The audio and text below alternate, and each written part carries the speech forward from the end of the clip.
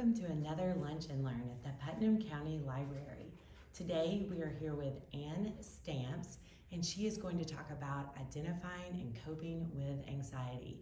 Thanks so much for coming today, Ann. Thank you. All right, so as she said, my name is Ann Stamps, and I'm with Volunteer Behavioral Health Care. You may know us in this area as Plateau Mental Health Center. I'm actually the center director for our Crossville and Livingston offices. I do some therapy, I do some community outreach, I do a few other little things. So anyway, I appreciate the invitation to come today. And we're going to talk some today about identifying and coping with anxiety. But before we talk about those specific diagnoses, let's talk just a minute about mental illness. So typically mental illness is a long-term disorder. It changes how our brains work. It usually alters our perceptions, our thoughts, our feelings. It will interrupt a person's ability to function, complete their activities of daily living. It can be very disabling. So when you think about a mental health disorder, please think about it on a continuum of mild, moderate to severe. Some folks may have a mild case of depression, while others may have a more severe case of depression. So therefore, it can cause significant impairment.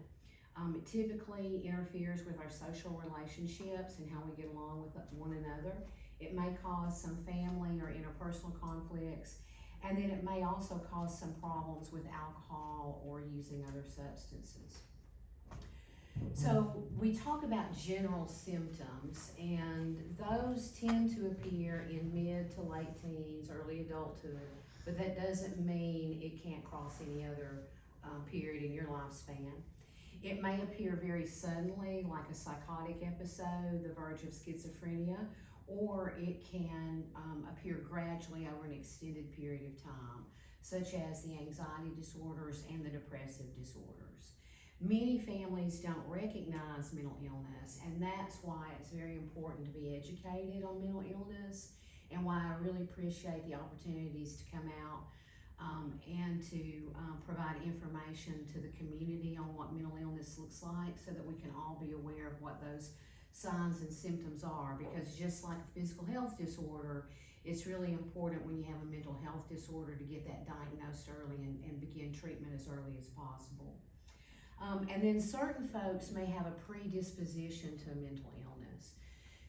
And that would be, for example, if my mother had bipolar disorder, I would be predisposed to bipolar disorder. So think about that as well. So just some causes: it's typically a biologically based brain disorder, it can be a chemical imbalance, and then there are some other factors that are involved, like environmental, social factors and psychological factors that are involved. But today, we're going to talk about anxiety, and it's a huge umbrella. There are a lot of different diagnoses under that umbrella term of anxiety, and we're going to talk a little bit about each one of those. So anxiety disorders, it's one of the world's most common mental illnesses. It affects 301 million people. Women are 60% more likely to be diagnosed with an anxiety disorder than men are. Average onset is 11 years old. This one just shocks me, honestly. You can tell I've been around a day or two, right? So when I read this statistic, I thought about what I was doing at 11 years old. And I don't remember being anxious. You know, I just remember being a kid, going to school, coming home, you know, doing like what I would say regular kid stuff. But our children today are exposed to a lot more than I was exposed to at 11 years old. There's social media. There are more environmental stressors. You know, we just went through a pandemic. I hate to say it, not too long ago, but we did. That caused a lot of anxiety in our kids because school.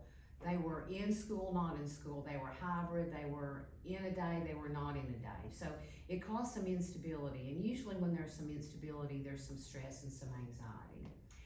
So again, think about anxiety on that continuum of mild, moderate to severe.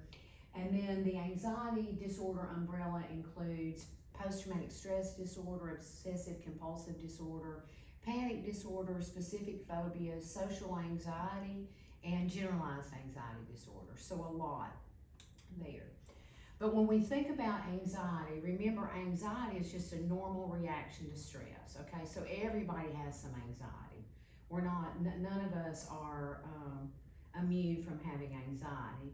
But with some folks, anxiety can become very excessive, and that's when it becomes problematic, when it interferes with their activities of daily living.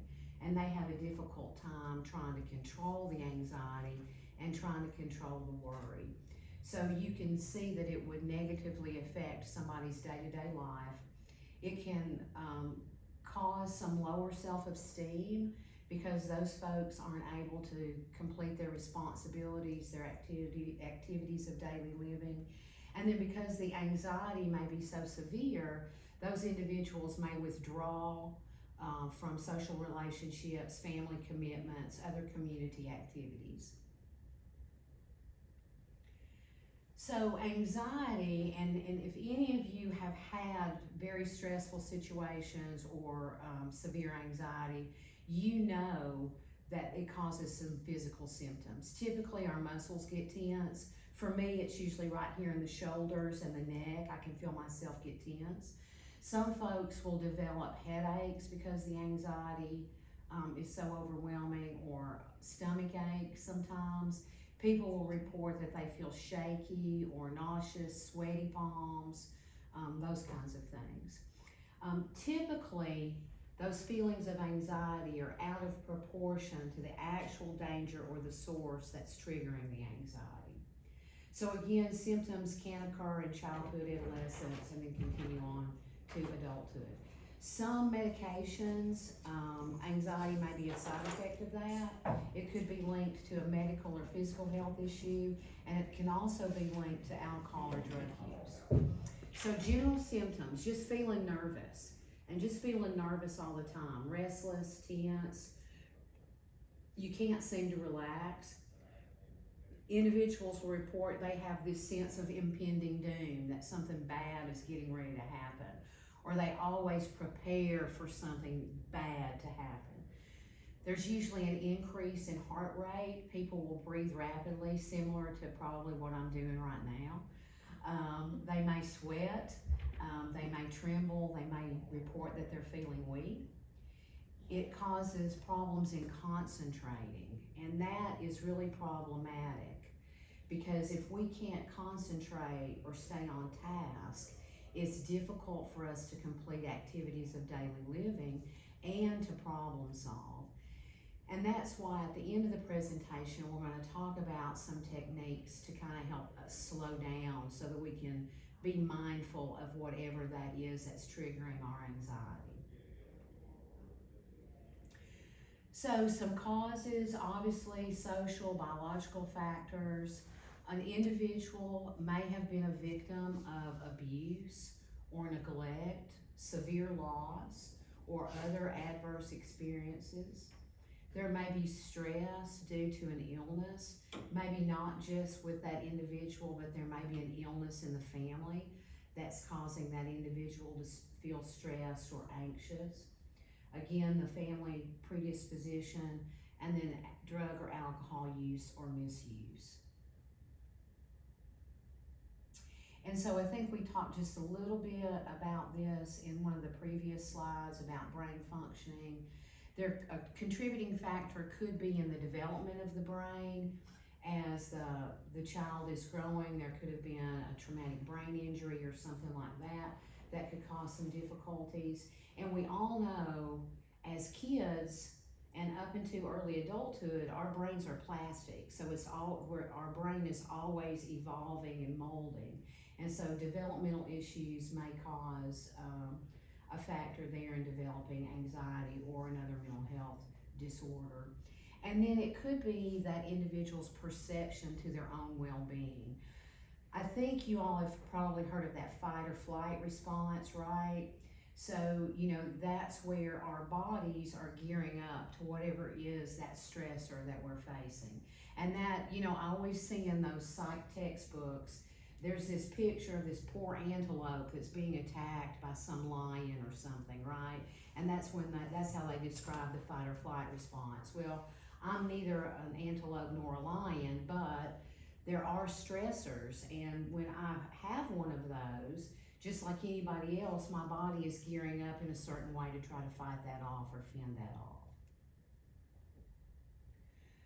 So, some physical health concerns related to anxiety disorders.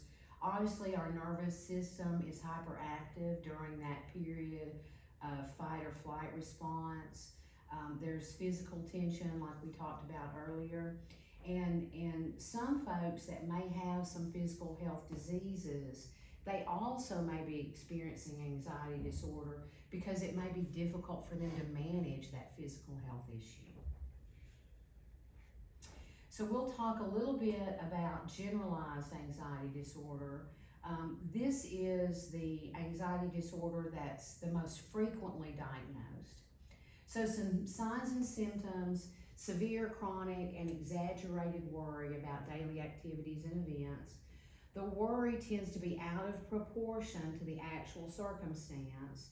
It makes it difficult for that individual to concentrate, complete their tasks, and they have a sense of restlessness, just always keyed up, staying on edge, wound up, can't seem to relax, can't seem to slow down.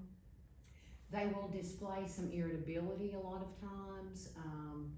Maybe it will progress into anger or aggression, but definitely some irritability. And then those physical symptoms that we talked about earlier, and there's usually always problems sleeping, always. That's falling asleep, staying asleep.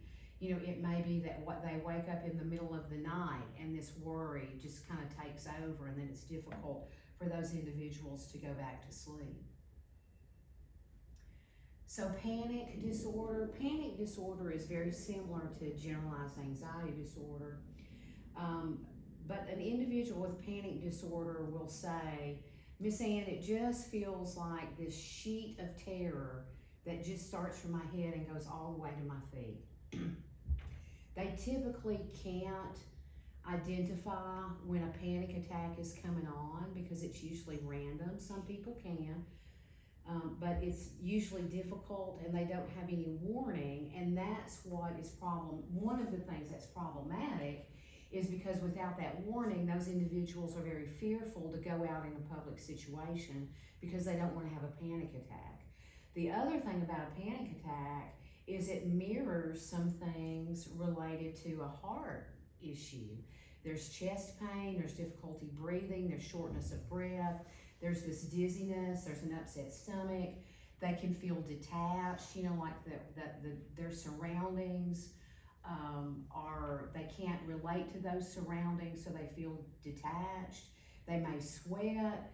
They may feel like they're dying or have this impending doom. So I can certainly understand how somebody with a panic disorder, I think, would feel and feel kind of helpless during those situations. Obsessive compulsive disorder. So this is a disorder in where an individual has obsessions, which are repetitive, intrusive, irrational thoughts that lead them to ritualed behavior. The two that are the most common are the two photos that I have on the slide, which are the hand washing and the light switch turning off and on. They feel that if they don't complete these particular tasks, that something bad is going to happen. And so they have to complete the tasks. Now, I'm going to say this about myself. I may have a tendency, but I feel like I'm more of a checker than anything. Like when I walked out of my house this morning before I went to work, I checked to make sure everything was turned off, right? All right, so if I went and felt like I had to do that, say 8 times, and it caused me to be late for work, right? There may be a situation there that I might need to reach out to a mental health provider. But I was just checking, right? So it's not really interfering with my activities of daily living. Post-traumatic stress disorder. This can be very severe. We used to think this was only related to our soldiers that came back from a war or conflict, and our law enforcement and first responders. But post-traumatic stress disorder can occur for anybody, with anybody, after they have experienced a traumatic event. And that traumatic event can be a natural disaster, like a tornado or an earthquake, a flood. It could be natural environment. Maybe that individual was involved in a severe storm where some personal possessions got damaged, or an individual got hurt. It could be an individual that has experienced abuse, and that can be emotional, sexual, or physical abuse, severe neglect. They may be a victim of a crime, an accident. They may have witnessed somebody die. So there are all types of traumatic events that folks can experience that may lead to post-traumatic stress disorder. The most common symptoms of this particular disorder are nightmares or flashbacks related to that event. The individual may also be easily startled. I'm not going to, but if because it would be cruel, but if we were in a room and folks had had a traumatic event, and I pounded on the table, they may be easily startled, right? They may be hypervigilant, always on their toes, looking over their shoulder, guarding the house, something like that. They may report that they feel kind of numb, that it's difficult for them to express how they're feeling. And I get that. That's probably a defense mechanism, so they don't have to relive some of that or engage in those feelings that they felt during that traumatic event. They're probably a little bit more irritable than normal and probably scared. So specific phobia, and I smile at this one just because. It says it's an irrational fear of something that poses little to no threat or danger to most people. These are the three most common diagnosed specific phobias: fear of snakes, spiders, and the natural environment. Okay. So I smile at this one because I don't like snakes at all.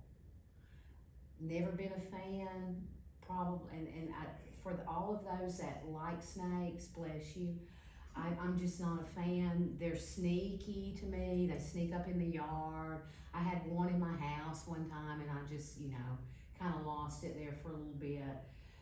So when I read irrational fear of something that poses little to no threat or danger, they pose a threat to me. Now, in real life, they probably don't, right? Because the snake that was in my house wasn't a poisonous snake and that kind of thing. But anyway, for a short period of time, I will tell you that I was disabled with fear until the snake got out of my house. But anyway, the most common phobias are fear of the animals, insects, and the natural environment. And there is treatment for that. It's desensitization or exposure therapy. So, social anxiety disorder. This is an intense fear of social situations where an individual feels intimidated or scared to be out in public. They're worried that they're not going to know what to say. They feel like they're going to say something stupid or embarrass themselves. Obviously, this would cause some problems with personal relationships. The physical symptoms of social anxiety disorder really are similar to that generalized anxiety or panic attacks. So I've gone through that umbrella of anxiety disorder, so I'm just wondering if anybody has any questions or any comments before we go any further. Okay, all right. Then we'll talk just a little bit about treatment. So, believe it or not, it's 2024 and there's still stigma related to mental health. Folks are nervous about getting treatment. Some folks believe that having a mental health condition is some sort of character or personality flaw, but it isn't. Because when you think about mental health, please also think about that the same way you would physical health. Getting treatment for mental health should be treated the same as going to your primary care doctor to get treatment for a physical health issue, okay? But some people still have the idea that it's some sort of character flaw or personality deficit, and it certainly isn't. So that's why I think education is a key component to fighting that stigma of mental illness, and hopefully providing those individuals that may have some signs and symptoms of a mental health disorder the encouragement to go and get treatment, to talk to their primary care doctor, to contact a mental health provider, to go online and do an online assessment. There are multiple resources online now where you can go to, say, Mental Health America and get an online assessment. We use what's called a PHQ-9, which is Personal Health Questionnaire. There's only 9 questions. That does an assessment for depression. There's a generalized anxiety disorder assessment. So folks can go online, they can read about mental health disorders through NAMI, through SAMHSA, through Volunteer Behavioral Health, through Mental Health America, where folks can get educated on what a mental health disorder looks like, and treatment. And treatment is individualized to each person, because what might work for me may not work for somebody else. So we like to encourage psychotherapy, and that can be done individually or that can be done in a group. Talk therapy, cognitive behavioral therapy, that's evidence-based, in which an individual discusses what their feelings and thoughts and behaviors are, and between that individual and the therapist, they try to teach and develop some skills that will reduce those symptoms and help that individual live maybe a more productive lifestyle. And then there is medication management, and I am not a medication management provider, but again, you can reach out to your PCP, your local community mental health center, regarding medication management services. So we want to talk just a minute about how lifestyle can help us with any type of mental health disorder, and especially with the anxiety disorders. So keeping physically active. Exercise, physical activity does wonderful things for us, not just for our physical health, but also for our mental health, right? It releases these great endorphins and helps us sleep and helps us work off what I call this nervous energy. So having a physically active lifestyle is important. Avoid smoking and substance use. Limit caffeine. Use some stress management and relaxation techniques, and we're going to do a few of those today. Get proper rest, which can be difficult sometimes. Keeping a journal. Journaling is a wonderful thing for a lot of people. Some people journal like a diary. Some people will journal events that happened on that particular day, how they felt about it, and ways that they're going to try to resolve that situation. Keeping a list. So I'm a list keeper myself, just because I don't want to forget things, and sometimes I think we feel a little overwhelmed on certain days, and so helping me keep a list kind of helps me stay on task. Time management is generally important, and I think sometimes that can get the best of us when it comes to time management, because we try to do more and more and more every day. And I hate to say it, but sometimes you just got to say no, that you just can't do it. That maybe you need to determine some priorities. And, you know, I think any person would understand if you said, you know, I'm sorry, but time's just not going to allow me to do that today. Could we find another day or another time to do that? You know, maybe if I had a little bit more time to prepare, that would be helpful. And then set some reasonable goals. So that's one thing that I think I struggle with, especially because of my list, right? Because sometimes my list gets this long, and I want to get all those things marked off my list, right? So sometimes my goals may not be reasonable. So think about your time, your responsibility, prioritize the goals that need to happen first. And sometimes with goal setting, it can also be overwhelming because you're thinking about this huge goal, and what we need to do is break it down into smaller steps. And then that way it doesn't seem to be so overwhelming. And maybe if you break it down into smaller steps, you don't have to achieve that goal, let's say in this one day, but we can do step 1 and step 2. And then it doesn't feel so overwhelming, and you are managing your time. And then if you are engaged in treatment, participate in your treatment. It's okay to say, hey doc, that med's not working. Hey doc, that med's making me jittery. Hey Miss Ann, what we talked about last time in session, that stuff isn't cutting it with me. I need to do something different. Can we talk about something else? Can we try another approach? Because as a provider, I need to know if what we're talking about and our treatment goals are working, because if they're not, we need to start over somewhere. So participate in your treatment if you're engaged in treatment.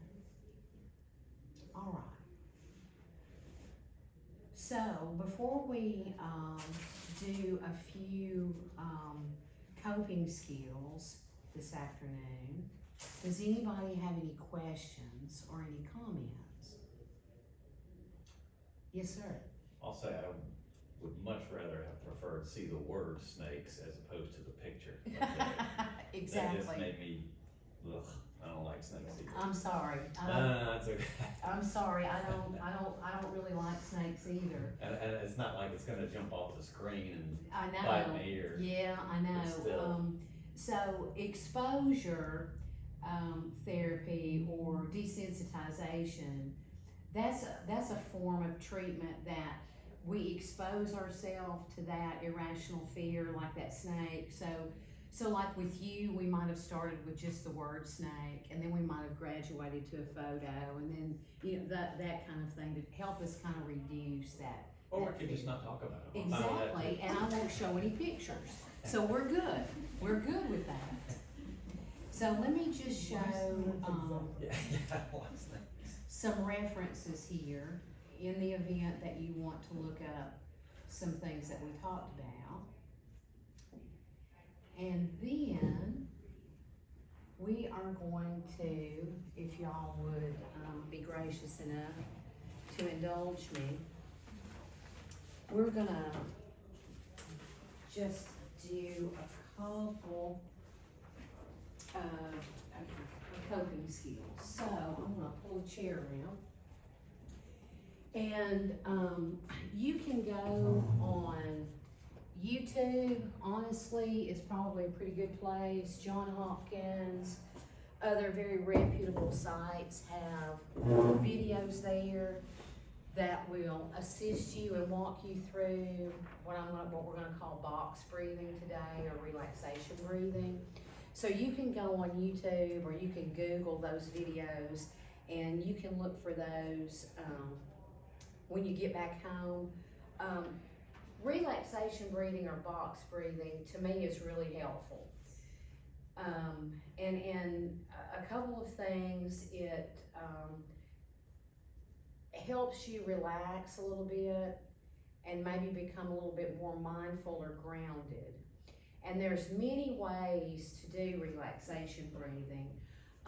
With younger kids, we teach them how to do that with bubbles, because that helps them with exhaling and holding the count and that kind of thing. I just pulled this one off, box breathing, because a lot of folks can see that box in their mind, and that helps them to do the counts. So when you do any kind of relaxation breathing, no matter what you call it, your breath needs to come from your belly. It doesn't need to come from your chest. Okay, so it needs to come from your belly. And I typically put my hands there, because that way I know I'm doing it right, because then my belly will get a little bit bigger than it already is, right? So what you want to do is just kind of be in a comfortable position in your chair, and you can have your feet flat on the floor. But what we want to do is we're going to inhale for 4 counts, and then you're going to hold it for 4 counts, and then you're going to exhale. Okay? So let's just try for a minute. So we're going to inhale.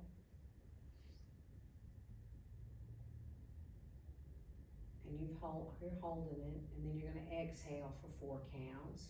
4, 3, 2, 1. Let's do that again.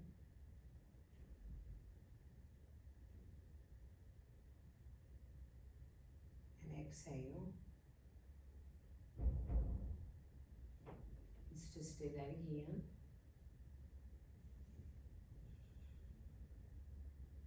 And exhale. So a lot of folks will just start the day doing some relaxation breathing. It's kind of like a meditative exercise. And I'll be honest with you, when I go to the dentist, I do relaxation breathing in the car. I'm sorry, have a great dentist, but the dentist makes me nervous for some reason, I don't know. So you can utilize relaxation breathing anywhere at any time. Some folks, like I said, kind of like to start the day with doing that. As a meditative exercise, it kind of gets them prepared for the day.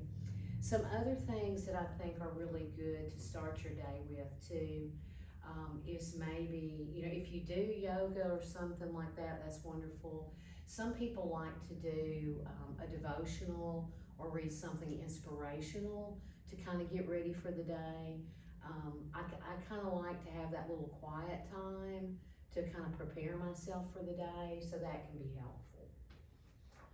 So on the back of that page, there is an exercise called progressive muscle relaxation. And again, this is another one that you can Google or find a video on YouTube. And there's one that's wonderful because it has these wonderful pictures and this great music that goes along with it.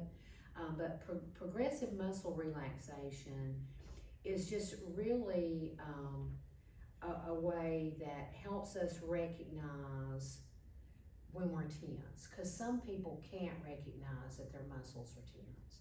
So this is a way to help us do that. And honestly, this is also, for me, sometimes a really good way to help me go to sleep in the evening, to kind of relax, take a few minutes and do this and go to sleep. So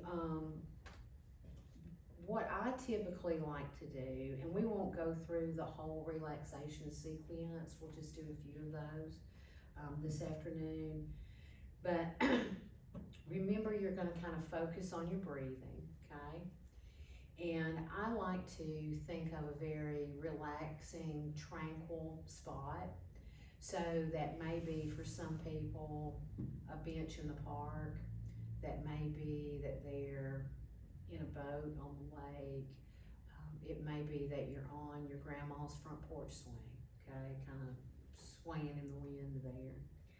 But what we want to do is we're going to start out and we're going to tense our muscles, and then we're going to relax them. And again, this is a way to help us remember and to know that our muscles are tense and then to find a way to relax those muscles. So the easiest ones really to do are kind of in your arms. So we'll start there first. So if you would, just kind of dangle your arms to the side of your chair. And then I want you to ball your hands up in a fist. And then I want you to squeeze really, really tight. And I want you to hold that for 3, 2, 1. And then I want you to open up your fist. And I want you to kind of wiggle your fingers around a little bit. All right, let's do that one again. So ball up your fist, your fingers and your hand into a fist. And let's hold that for a few minutes or a few seconds. And then let that go. And then kind of dangle your fingers around a little bit. All right, and now just kind of move your arms and your shoulders a little bit. All right, so we're gonna do this similarly, but I want you to ball up your fists again, and then I want you to pull your arms up all the way to your shoulder, just as tight as you can. And hold that for a few seconds. And then lower your arms, and then kind of dangle your fingers again. And let's do that one again. So ball up your fists and bring them up just as tight as you can to your shoulder. And then drop that down, and then just kind of wiggle your fingers around. All right, so right now, I don't know if you can feel it, but I can certainly tell that my arms have been tense, but they're not quite as tense now. So this exercise, some people will do that from head to foot and some from foot to head. But it seems to me to be pretty good in trying to relax. And then on top, if you'll do that tranquility music or find your tranquil spot and do some deep breathing, if I'd done all that, we'd been asleep in about 5 minutes, because it should really relax you to the point of being able to do that. All right. Any thoughts or any questions about those? All right. Then last thing today. And this is about journaling. And some people like to journal, some people don't like to journal, and I get it.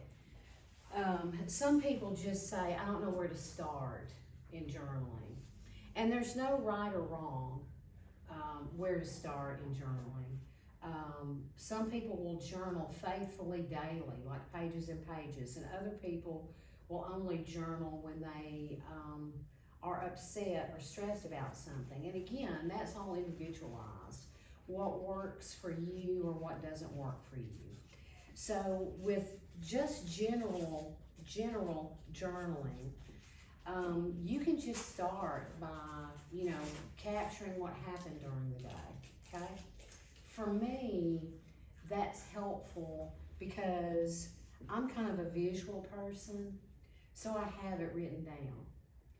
And then I can look at it, say at the end of the day or the next day, and I can examine what happened, especially if it was a situation that I felt really stressful about.